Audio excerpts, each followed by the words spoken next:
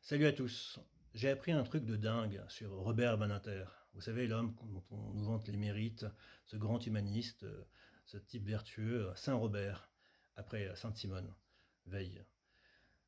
J'ai appris que c'était pas seulement un soutien zélé du régime israélien, au point de couvrir ses crimes de guerre. Robert Badinter a été aussi un magouilleur communautaire. Je m'explique.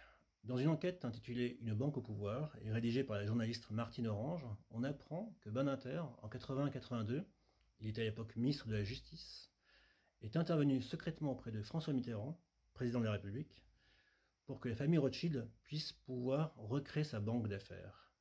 Souvenez-vous du contexte, nous sommes en 81, c'est l'arrivée de la gauche au pouvoir, et c'est l'époque des nationalisations bancaires, sous pression des communistes, qui avaient été donc alliés aux socialistes au pouvoir. Et ça avait été un camouflet pour la banque Rothschild, au point que la famille avait songé à émigrer à New York et à Londres en raison de cette mésaventure pour leurs affaires. Eh bien, Badinter, dans les coulisses du pouvoir, au sommet de l'État, a fait pression de manière diplomatique et amicale sur Mitterrand pour que la famille Rothschild puisse avoir une sorte d'exception à la règle. C'est ainsi qu'en 84, à l'époque sous le ministre des Finances Jacques Delors, cette requête a été validée.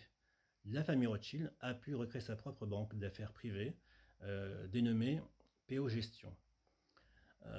C'est un scandale, car ça s'est fait dans le dos de la France, contre la décision de la majorité parlementaire de l'époque, et ça s'est fait par tribalisme communautaire.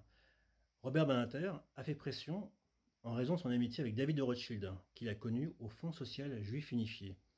Le Fonds social juif unifié, c'est une sorte de CRIF bis, dans lequel siégeait à l'époque aussi Jacques Attali. Attali, d'ailleurs, avait cofondé avec Badinter un groupe au sein du PS, dénommé Socialisme et Judaïsme, dont l'une des missions était de présenter aux élus et aux politiques en général les charmes, je cite, de l'État d'Israël.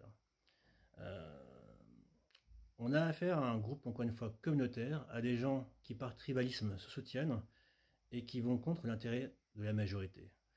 Et ce genre d'informations, vous ne le verrez nulle part ailleurs, ni dans les médias mainstream, évidemment, ni dans les médias dits alternatifs qui évitent totalement ce genre de sujet. Voilà pourquoi je vous incite vivement à soutenir panamza.com, ce site d'information créé en 2013 qui produit justement ce genre d'informations, de révélations que vous ne verrez nulle part ailleurs. Comment soutenir? Par une donation, par une souscription, par un abonnement, par un investissement. Vous avez différentes méthodes. Tout est décrit dans le lien en description, panamza.com contribuer.